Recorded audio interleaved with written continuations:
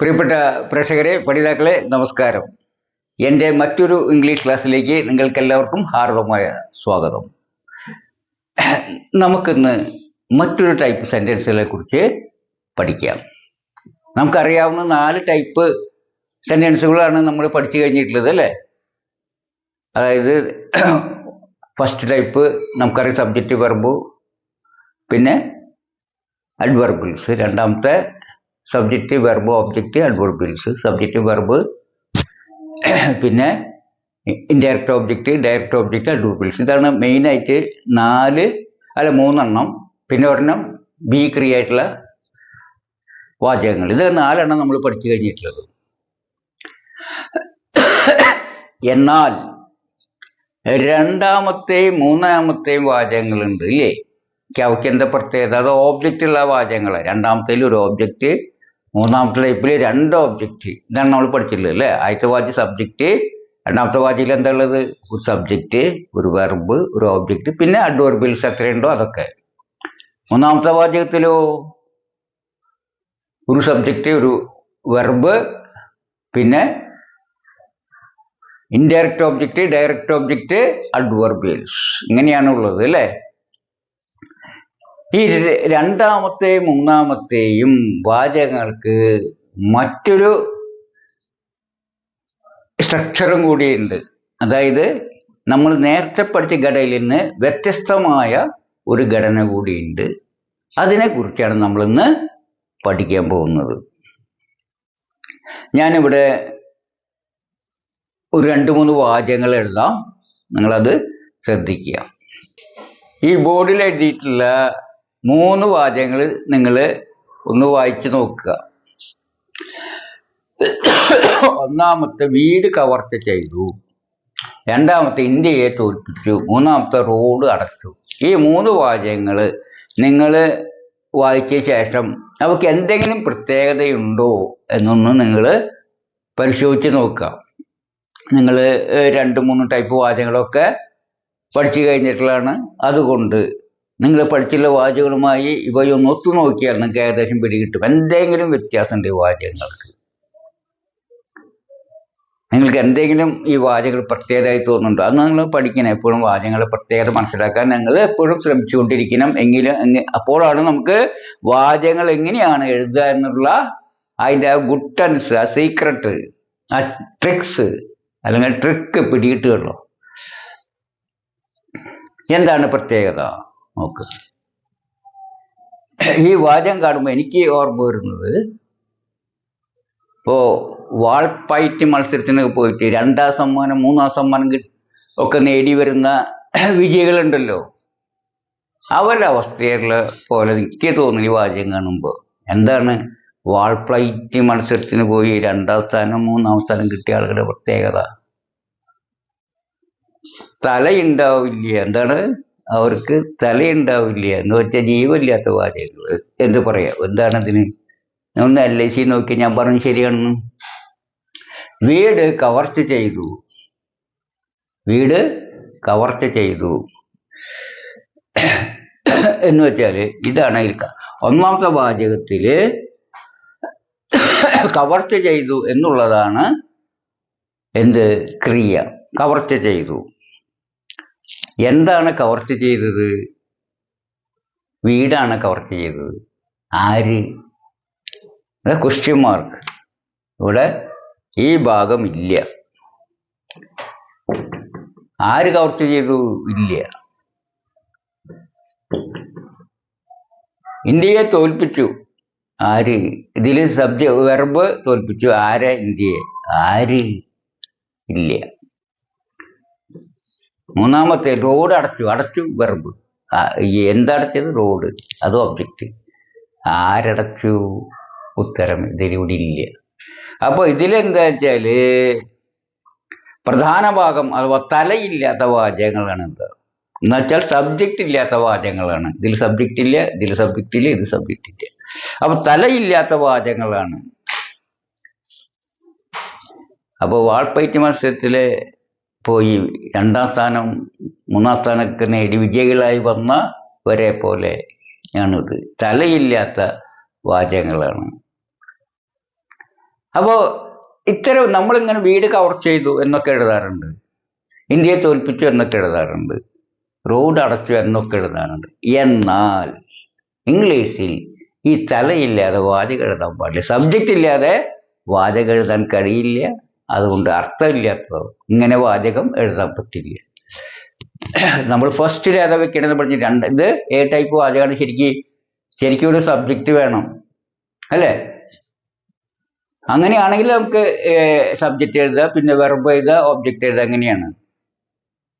അപ്പൊ ഇതില് വെർബിന്റെ object, verb കഴിഞ്ഞിട്ട് ഒബ്ജക്റ്റ് ചെയ്ത്, വെർബ് കഴിഞ്ഞിട്ട് ഒബ്ജക്റ്റ് ചെയ്ത, വെർബ് കഴിഞ്ഞിട്ട് ഒബ്ജക്റ്റ് ചെയ്ത, ഇതൊക്കെ ഒബ്ജക്റ്റുകളാണ്. വീടാണെങ്കിൽ ഒബ്ജക്റ്റുകൾ ഏതാ? വീട്, ഇതാണ് ഒബ്ജക്റ്റ്. ഇതൊക്കെ ഒബ്ജക്റ്റുകളാ.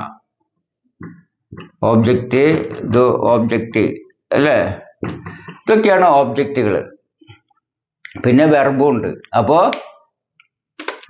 റോബ്ഡ് ഹൗസ് എന്ന് എഴുതാറില്ല, അല്ലെങ്കിൽ ഡിഫീറ്റഡ് ഇന്ത്യ എന്ന് എഴുതാറില്ല, ക്ലോസ്ഡ് ഡോർ എന്ന് എഴുതാറില്ല. അത് തെറ്റാണ്. കാരണം സബ്ജക്റ്റ് വെച്ച് തുടങ്ങണം. അപ്പൊ ഇങ്ങനെ എന്താ സമയത്ത് സബ്ജക്റ്റ് അറിയാത്ത സാഹചര്യം ഉണ്ടാവില്ലേ?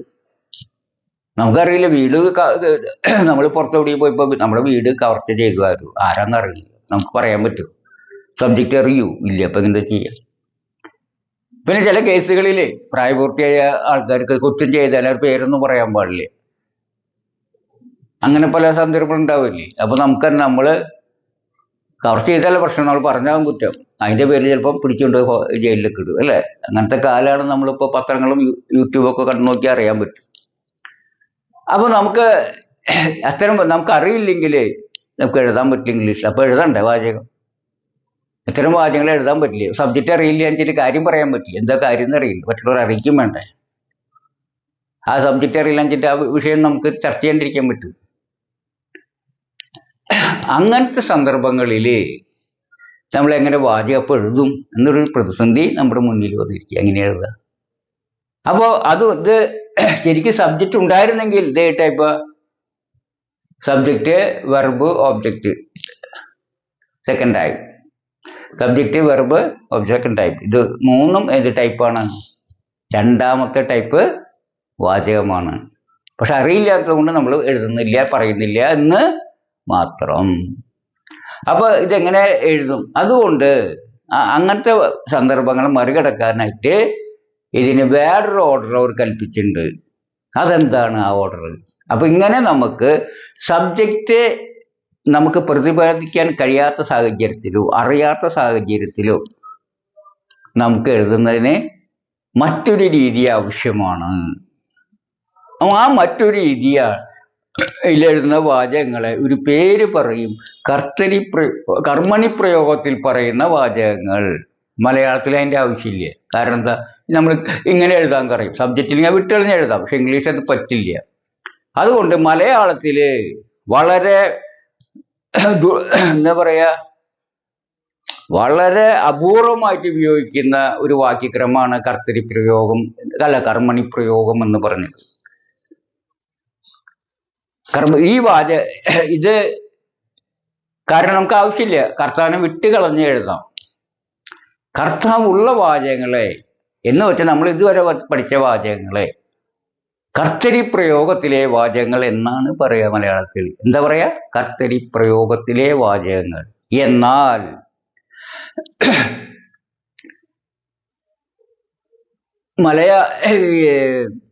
ഇംഗ്ലീഷിൽ കർത്താവിന് എഴുതാനേ പറ്റില്ല. ആ സാഹചര്യത്തിൽ നമുക്ക് എഴുതണമെങ്കിൽ നമുക്ക് ഈ വാചകങ്ങൾക്ക് പകരം വേറെ ഒരു ഘടനയിൽ എഴുതണം, വേറൊരു സ്ട്രക്ചറിൽ. അങ്ങനെയുള്ള വാചകങ്ങളെ കർമ്മണി പ്രയോഗം എന്ന് പറയും. കർമ്മണി പ്രയോഗത്തിലെ വാചകങ്ങൾ. അപ്പൊ കർമ്മണി പ്രയോഗത്തിലെ വാചകത്തിലെ ഇതിലെ പ്രാധാന്യം ഏതിനായിരിക്കും? കർമ്മത്തിനായിരിക്കും, അതോ ഓബ്ജക്റ്റിനായിരിക്കും? അതിൽ ഓബ്ജക്റ്റ് വെച്ച് തുടങ്ങുന്ന വാചകങ്ങളാണ് അവ. അപ്പൊ കർത്തരി പ്രയോഗത്തിൽ സബ്ജക്റ്റ് വെച്ച് തുടങ്ങുന്ന വാചകങ്ങളാണെങ്കിൽ കർമ്മണി പ്രയോഗത്തിൽ എന്തിൽ വെച്ച് തുടങ്ങുന്ന വാചകങ്ങളായിരിക്കും? എന്തിലായിരിക്കും? ഓബ്ജക്റ്റിൽ തുടങ്ങുന്ന വാചകങ്ങളായിരിക്കും. അപ്പോൾ കർത്തരി പ്രയോഗത്തിൽ സബ്ജക്റ്റ് വെച്ചായിരിക്കും വാചകം തുടങ്ങുകയെങ്കിൽ കർമ്മണി പ്രയോഗത്തിൽ ഓബ്ജക്റ്റ് വെച്ചായിരിക്കും വാചകം തുടങ്ങുക. അപ്പോൾ കർത്തരി പ്രയോഗത്തിലെ വാചകത്തെ ഇംഗ്ലീഷ് എന്ത് പറയും? Active voice. എന്താ പറയാ? Active voice. കർത്തരി പ്രയോഗത്തിലെ വാചകത്തെ പറയുന്ന പേര് ആക്റ്റീവ് വോയിസ് ആണ്. എന്നാൽ അങ്ങനെയാണെങ്കിൽ കർമ്മണി പ്രയോഗത്തിലെ വാചകങ്ങൾ എന്ത് പറയും ഇംഗ്ലീഷിൽ? Passive voice. Passive voice. Voice എന്ന് പറഞ്ഞാൽ ഓബ്ജക്റ്റിന് പ്രാധാന്യം കൊടുത്തുകൊണ്ട് ഓബ്ജക്റ്റ് വെച്ച് ആരംഭിക്കുന്ന വാചകങ്ങളാണ് എന്ത്? Passive voice. അപ്പോൾ പാസീവ് വോയിസ് നമുക്ക് പഠിക്കാം. എന്താണ് അതിൻ്റെ ഘടന എന്ന് നമുക്ക് നോക്കാം. അപ്പോൾ അത് പഠിക്കാനായിട്ട് ഞാൻ 2 വാചകങ്ങൾ എഴുതിയിട്ടുണ്ട്. എ എന്ന നമ്പർ ഇട്ടൊരു വാചകവും ബി എന്ന നമ്പർ ഇട്ട് ഒരു വാചകവും. ഇതിൽ നോക്കുക. എ എന്ന വാചകം രാമൻ രാവണനെ കൊന്നു. ഇതിൽ ക്രിയ കൊന്നു. അത് ചെയ്തത് ആരാ? രാമൻ. രാമൻ അതിവിടെ സബ്ജക്റ്റാണ് അല്ലേ? രാമൻ എന്നുള്ളത് സബ്ജക്റ്റാണ്. ഇനി രാവണനെ കൊന്നു. കൊന്നു ക്രിയ. ഇത് ഓബ്ജക്റ്റാണ്. ഇത് മൂന്നാമത്തെ വെർബാണ് അല്ലേ? കൊന്നു. നമുക്ക് നോക്കുമ്പോൾ സബ്ജക്റ്റ് മനസ്സിലായി. ഇതിൽ ആരാണ്? രാമൻ. ആരാണ് ഓബ്ജക്റ്റ്? രാവണൻ. രാവണനാണ് ഓബ്ജക്റ്റ്. എന്താണ്? കൊന്നു എന്നുള്ളതാണ് വെർബ്. അതിൻ്റെ ഒരു കൊന്നു കഴിഞ്ഞു പോയ പാസ്റ്റ് ടെൻസിനെ സൂചിപ്പിക്കുന്ന ഒരു വെർബാണ്. നിങ്ങളോട് ചോദിക്കാൻ ആരാണ് മരിച്ചത്? അല്ല, ആരാണ് ചത്തത്? ആരാണ് ചത്തത് അല്ലെങ്കിൽ മരിച്ചത്? രാവണൻ. ഈ വാചകം വായിക്കുമ്പോൾ മരിച്ചത് രാവണനാണ്. ചെയ്തത് ആരാ? അത് രാമൻ അല്ലേ? ഇത് നമുക്ക് ഈ വാചകം വായിക്കുമ്പോൾ രാവണൻ എന്ന ആള് ചത്തു. അതിന് കാരണമായത് രാമനാണ്. രാമനാണ് ഈ മരണത്തിന് കാരണമാക്കിയത് എന്നും നമുക്ക് മനസ്സിലായി. അതുകൊണ്ട് ഇത് സബ്ജക്റ്റാണ് എന്നും നമുക്കറിയാം. ഇതാണ് എന്ത് കാലങ്ങളായിട്ട് ഈ കർത്തരി പ്രയോഗം എന്ന ആക്റ്റീവ് വോയിസും കർമ്മണി പ്രയോഗം എന്ന് അറിയപ്പെടുന്ന പാസീവ് വോയിസും പഠിപ്പിക്കാൻ കേരളത്തിൽ അല്ലെങ്കിൽ മലയാള നാട്ടിൽ ഉപയോഗിച്ച് വരുന്നത്. അത് ഞാനും അത് തുടരാണ് ആ പാരമ്പര്യം. അതുകൊണ്ട് വാചകം മാറ്റുന്നില്ല കേട്ടോ. അപ്പോൾ ഇത് ഈ വാചകം തന്നെ ഞാൻ മാറ്റി എഴുതിയാണ് ബി എന്നുള്ളത്. ആ ബി എന്ന ഇത് മാറ്റി എഴുതിയ വാചകത്തെ രാവണൻ രാമനാൽ കൊല്ലപ്പെട്ടു. ആ വാചകം വായിക്കുക. ആരാണ് മരിച്ചത് അല്ലെങ്കിൽ ആരാണ് ചത്തത് എന്ന് ചോദിച്ചാൽ നിങ്ങൾ പറയുന്നത് രാവണൻ. രണ്ടാമത്തെ വാചകം വായിച്ചാലും മരിച്ചത് രാവണനാണെന്ന് നിങ്ങൾക്ക് ഉറപ്പുണ്ടല്ലേ? ആരാണ് കാരണക്കാരൻ? രാമനാലാണ് മരണം സംഭവിച്ചത് എന്നും നിങ്ങൾക്കറിയാം. ആദ്യ വാചകം പറയുന്ന അതേ അർത്ഥമാണ് 2 വാചകത്തിൽ. ഇതിൽ ആദ്യം വന്നത് രാമനാണെങ്കിൽ രണ്ടാമത്തേൽ രാവണനാണ് വന്നത്. അപ്പൊ ആദ്യ വാചകത്തിലെ സബ്ജക്റ്റിന്റെ സ്ഥാനത്ത് വന്നിട്ടുള്ളത് ഓബ്ജക്റ്റ് ആണ് എന്നൊരു വ്യത്യാസമുണ്ട് ഇല്ലേ? അങ്ങോട്ട് മാറിണ്ട്. സബ്ജക്റ്റ് രണ്ടാമത്തെ വാചകത്തിലെ ഓബ്ജക്റ്റ് വെച്ചാണ് ആരംഭിച്ചത്, മറ്റേ സബ്ജക്റ്റ് വെച്ചാണ് ആരംഭിച്ചത് അല്ലേ? അപ്പോൾ പാസീവ് വോയിസിന്റെ ഒരു പ്രത്യേകത മനസ്സിലായി. ഇതിനെ പറയുന്ന പേരാണ് പാസീവ് വോയിസ്. എന്താണ് പാസീവ് വോയിസ്? Passive voice. ആ പാസീവ് വോയിസിലെ ഒരു വാചകത്തിന്റെ എന്താണ് മലയാളത്തിൽ ഓബ്ജക്റ്റാണ് വെച്ചാണ് ആരംഭിക്കുക. സബ്ജക്റ്റ് പോലെ സബ്ജക്റ്റിന്റെ സ്ഥാനത്ത് ഓബ്ജക്റ്റ് വെച്ചാണ് ആരംഭിക്കുക. അത് മനസ്സിലായി മാറ്റം. പിന്നെ എന്താ വെച്ചാല് രാമൻ എന്നുള്ളതിൻ്റെ കൂടെ യാതൊന്നും ചേർത്തിട്ടില്ല, യാതൊരു വിഭക്തിയും ചേർത്തിട്ടില്ല. പക്ഷെ ഇവിടെ ആൽ എന്ന വിഭക്തി ചേർത്ത് രാമനാൽ എന്നാക്കി മാറ്റിയിരിക്കുന്നു. എന്താണ്? രാമനാൽ എന്ന് മാറ്റിയിരിക്കുന്നു. പിന്നെ അതാണ് ഒരു മാറ്റം. കർത്താവിന്റെ കൂടെ ആൽ എന്ന വിഭക്തി ചേർത്ത് ആണ് കർത്താവിനെ എഴുതിയിട്ടുള്ളത്. അതാണ് രണ്ടാമത്തെ പ്രത്യേകത. ആദ്യ പ്രത്യേകത ഓബ്ജക്റ്റ് വെച്ച് ആരംഭിക്കുന്നു. രണ്ടാമത്തെ പ്രത്യേകത ഇത് ആൾ ചേർത്ത്, സബ്ജക്റ്റ് ആൾ ചേർത്താണ് വെച്ചിട്ടുള്ളത്.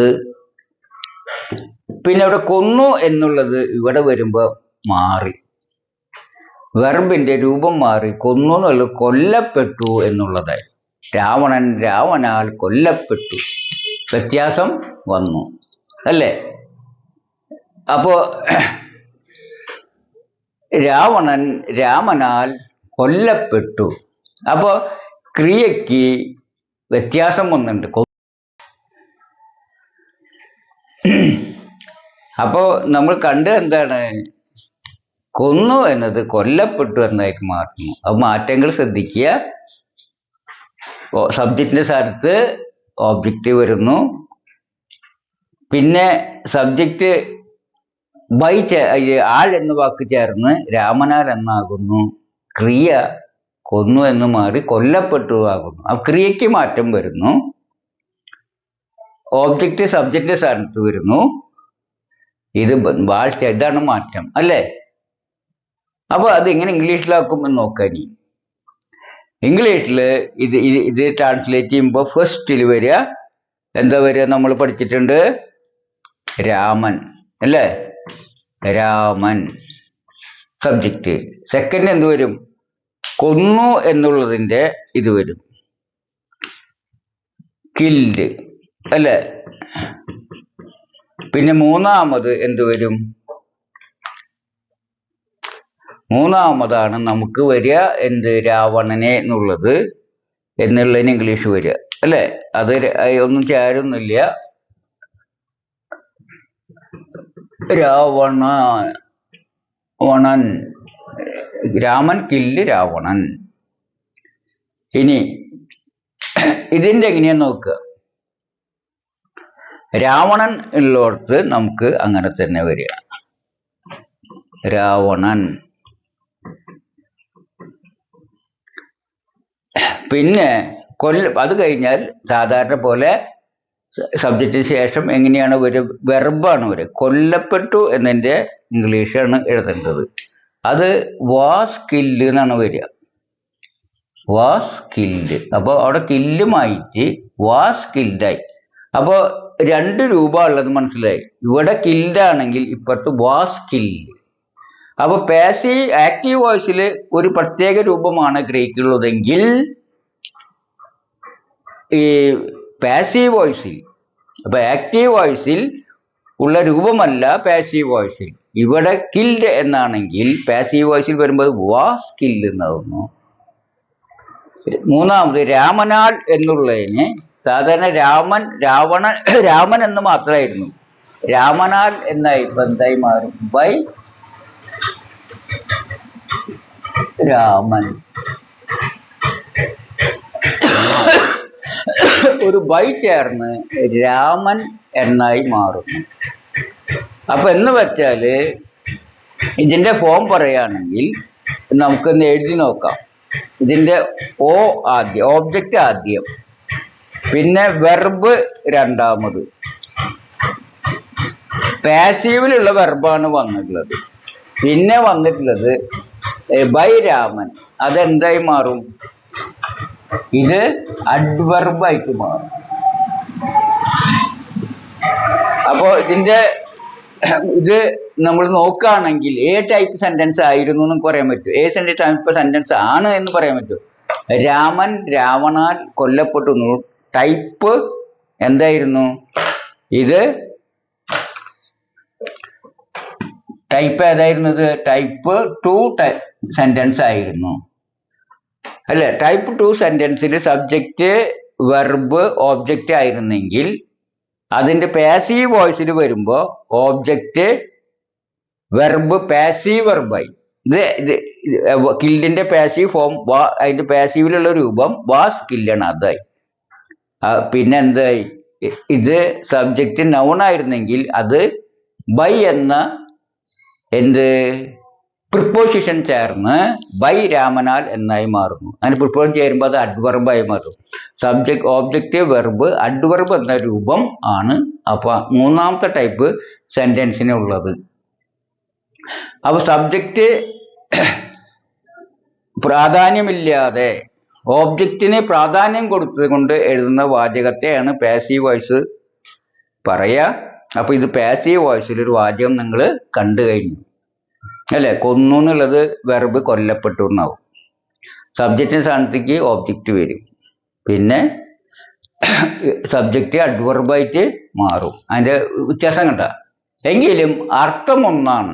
ആദ്യത്തേൽ മരിച്ചത് ആക്റ്റീവ് വോയിസിൽ ഉള്ള വാചകത്തിൽ മരിച്ചത് രാവണനാണെങ്കിൽ രണ്ടാമത്തേൽ മരിച്ചത് രാവണൻ തന്നെയാണ്. അപ്പൊ രാവണനെ കൊന്നു എന്ന് പറയുന്നതും രാവണനെ കൊന്നു എന്ന് പറഞ്ഞാൽ മരിച്ചത് രാവണനാണ്. രാവണൻ കൊല്ലപ്പെട്ടു എന്ന് പറഞ്ഞാൽ മരിച്ചത് രാവണനാണ്. രാവണനെ കൊന്നു എന്ന് പറഞ്ഞാൽ അതിൽ മരിച്ച അങ്ങനെ പറയുമ്പോൾ മരിച്ചതാരാ? രാവണൻ. രാവണൻ കൊല്ലപ്പെട്ടു എന്ന് പറയുമ്പോൾ മരിച്ചതാരാ? അതിൽ രാമൻ. അപ്പോൾ ആക്റ്റീവ് ആയാലും പാസീവ് വോയിസിലും എന്താണ് കർമ്മത്തിന് കർമ്മം തന്നെയാണ് വരുന്നത് അല്ലേ. കൊല്ലപ്പെടുന്നവനാണ് കർമ്മം, നമുക്കറിയാം അല്ലേ.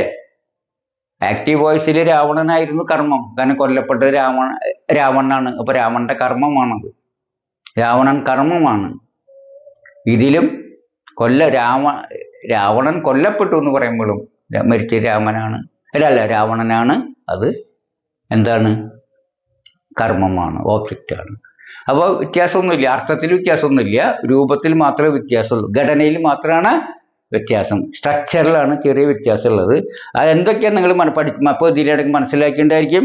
പ്രധാനമായിട്ട് എന്താണ് വ്യത്യാസം വരുന്നത്? ക്രിയയിലാണ് പ്രധാന വ്യത്യാസം വരുന്നത്. പിന്നെ സബ്ജക്റ്റിലൊരു ബൈ വരും.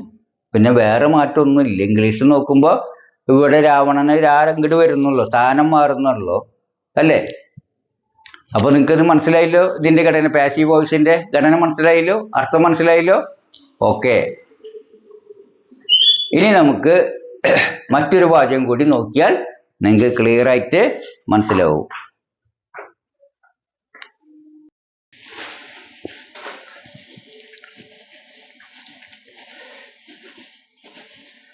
അപ്പൊ നോക്കുക, ഇനി നമുക്ക് ടൈപ്പ് 3 പെട്ട ഒരു വാചകമാണ് ഞാൻ എഴുതിയിട്ടുള്ളത്. അത് മലയാളത്തിൽ. ആ ആൺകുട്ടി ആ പെൺകുട്ടിക്ക് ഒരു സമ്മാനം കൊടുത്തു. അതിന് എത്ര ഭാഗമുണ്ട്? 1, 2, 3, 4. അതിൽ വെർബ് കൊടുത്തു എന്നുള്ളതാണ്. അത് ആരാ കൊടുത്ത? ആ ആൺകുട്ടിയാണ്. സബ്ജക്റ്റും വെർബും കിട്ടി. ആർക്ക് കൊടുത്തു? പെൺകുട്ടിക്ക്. അത് ഇൻഡയറക്റ്റ് ഓബ്ജക്റ്റ്. എന്ത് കൊടുത്തു? ഒരു സമ്മാനം, ഡയറക്റ്റ് ഓബ്ജക്റ്റ്. അപ്പോൾ subject, indirect object, direct object, verb എന്ന ഒരു മലയാളത്തിലെ ഓർഡറുള്ള ഒരു വാചകത്തെ ഇംഗ്ലീഷിലാക്കുമ്പോൾ നമ്മൾ പഠിച്ച് എങ്ങനെയാണ് വയ്ക്കേണ്ട? ആദ്യത്തെ നമ്മളറിയാം, ഇത് ഇംഗ്ലീഷാക്കാൻ നമുക്കറിയാം, നമ്മൾ പഠിച്ചിട്ടുള്ളതാണ്. ഇനി അത് നിങ്ങൾ പറഞ്ഞതിൻ്റെ ആവശ്യമില്ല, അതുകൊണ്ട് ഞാൻ എഴുതാണ്. The boy. പിന്നെ രണ്ടാമത് കൊടുക്കേണ്ടത് നമുക്കറിയാം, വെർബാണ്. അവൻ ഗേവ്. അടുത്തത് എന്താണ്? പെൺകുട്ടിക്ക് എന്നുള്ളതിന് ദി ഗേൾ. അടുത്തത് എന്ത് കൊടുത്തു എന്നുള്ളത് എന്താണ് കൊടുത്ത? ഒരു സമ്മാനം, എ പ്രസന്റ്. അപ്പോ ഇതില് subject, verb, indirect object, direct object. The boy gave the girl A present. ആ ആൺകുട്ടിക്ക് ആ പെൺകുട്ടിക്ക് ഒരു സമ്മാനം കൊടുത്തു എന്ന വാചകം. ഇതിന്റെ പാസീവ് എന്താണ്? നിങ്ങൾക്കറിയാം, ഈ രണ്ട് ഓബ്ജക്റ്റിന്റെ ഏത് വേണമെങ്കിൽ നമുക്ക് ഓബ്ജക്റ്റ് ആയിട്ട് എടുക്കാം. അപ്പൊ ഇത് ഓബ്ജക്റ്റ് ആയിട്ട് എടുക്കാൻ വിചാരിക്കാം. ഇത് വെച്ച് ഈ ഓബ്ജക്റ്റ് വെച്ചിട്ട് നമുക്ക് പാസീവ് എഴുതാൻ വിചാരിക്കാം. അങ്ങനെയാണെങ്കിൽ ഏത് ദ ഗേൾ എന്നുള്ളത് ആദ്യം വരും. ദ ഗേൾ അല്ലേ? അത് കഴിഞ്ഞാൽ അപ്പൊ അതെന്തായി മാറും? ഓബ്ജക്റ്റ് സബ്ജക്റ്റ് ആയിട്ട് വരും. സബ്ജക്റ്റ് ആയിട്ടല്ല, സബ്ജക്റ്റിന്റെ സ്ഥാനത്ത് വരും. അതായിരിക്കും കൂടുതൽ ശരി. ദ ഗേൾ ഫസ്റ്റ് വയ്ക്കും. പിന്നെ എന്ത് വരും? സാധാരണ പോലെ വെർബ് വരും. പക്ഷെ കൊടുത്തു എന്നുള്ളത് കൊടുക്കപ്പെട്ടു അല്ലെങ്കിൽ നൽകപ്പെട്ടു എന്ന അർത്ഥത്തിലാണ് വരിക. എന്ത് കൊടുത്തു എന്നുള്ളത് നൽകി എന്നർത്ഥം. അപ്പോൾ നൽകപ്പെട്ടു അല്ലെങ്കിൽ കൊടുക്കപ്പെട്ടു. അപ്പൊ ആ പെൺകുട്ടി കൊടുക്കപ്പെട്ടു എന്ന് വെച്ചാൽ പെൺകുട്ടിക്ക് കൊടുത്തു എന്നാണ്. പെൺകുട്ടി നൽകപ്പെട്ടു എന്ന് വെച്ചാൽ പെൺകുട്ടിക്ക് അതെങ്ങനെ എടുത്ത പെൺകുട്ടിക്ക് നൽകപ്പെട്ടു എന്ത്. അത് കഴിഞ്ഞിട്ട് ഓബ്ജക്റ്റ് വരണം, പ്രസന്റ്. പിന്നെ നമുക്ക് ഇതെങ്ങനെ പോവും? നേരത്തെ പറഞ്ഞ പോലെ ബൈ വെച്ച് അവസാനത്തേക്ക് വരും. ഇതിന്റെ തർജ്ജമ ദ ബോയ് എന്നുള്ളത് അവസാനമായിട്ട് വരും. ബൈ ദ ബോയ് അങ്ങനെ വരും. അപ്പൊ ഞാനൊന്നുകൊണ്ട് എഴുതാം. അപ്പോ ആദ്യ വാചകത്തിന്റെ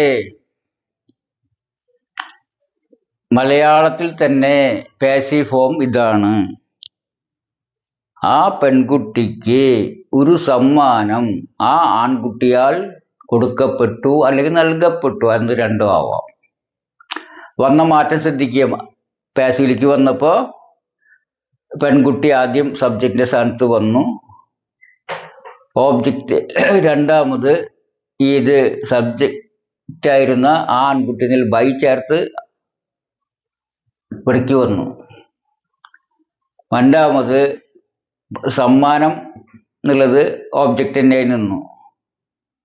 പിന്നെ കൊടുത്തു എന്നുള്ളത് കൊടുക്കപ്പെട്ടു എന്നായി. കൊടുത്തു എന്നുള്ളത് കൊടുക്കപ്പെട്ടു എന്നായി.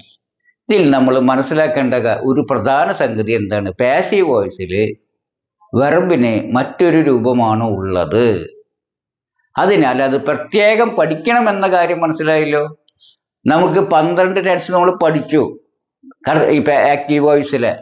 ആ 12 ടെൻസിനും പാസീവ് ഫോം ഉണ്ട്. അത് നിങ്ങൾക്ക് ഞാൻ അതിൻ്റെ ഒരു കോപ്പി തരാം. അതൊരു ഷീറ്റിലാക്കിയിട്ട് നിങ്ങൾക്ക് തരാം. അത് ബൈ ഹാർട്ട് പഠിക്കുക. അതാണ് രക്ഷയുള്ളൂ. പിന്നെ എന്ത് ചെയ്യാന്ന് വെച്ചാല് പിന്നെ മാറ്റങ്ങൾ ബൈ ചേർത്തിട്ട് സബ്ജക്റ്റ് ബൈ വെച്ച് ഒടുവിലേക്ക് പോകും. അതായത് അഡ്വർബായിട്ട് പോകും എന്ന കാര്യം മനസ്സിലായി. പിന്നെന്താണ് ഇതിൽ ഇൻഡയറക്റ്റ് ആയിട്ട് ഓബ്ജക്റ്റ്, ഡയറക്റ്റ് ഓബ്ജക്റ്റ് മാറ്റമൊന്നും ഇല്ല അല്ലേ? അപ്പൊ രണ്ട് ഓബ്ജക്റ്റിലെ ഡയറക്റ്റ് ഓബ്ജക്റ്റ് നമ്മൾ ഫസ്റ്റിൽ വെക്കുന്നു. പിന്നെ ഇതിന് മാറ്റമൊന്നുമില്ല. ഇത് ആൺകുട്ടി എന്നുള്ളത് ആൺകുട്ടിയാൽ ആ ആൺകുട്ടിയാൽ എന്ന് വെച്ച് ആൽ ചേർത്ത ഒടുവിലേക്ക് വരുന്നു. വെർബിന് അവസാനം തന്നെ മലയാളത്തിൽ. ഇംഗ്ലീഷിലേക്ക് ആക്കുമ്പോൾ പെൺകുട്ടി തന്നെ ആദ്യം വരിക ഗേൾ. പിന്നെ രണ്ടാമത് വെർബാണല്ലോ എപ്പോഴും വരിക. രണ്ടാമത് വെർബ് വാസ് ഗിവൺ. പിന്നെ ഓബ്ജക്റ്റ് ഉള്ളത് കൊണ്ട് എ പ്രസന്റ് ഓബ്ജക്റ്റ് വന്നു. ബൈ ദ ബോയ് അത് അഡ്വർബായി മാറി. അപ്പൊ എന്താണുള്ളത്? സബ്ജക്റ്റ്, വെർബ്, ഓബ്ജക്റ്റ്, പിന്നെ അഡ്വർബ്.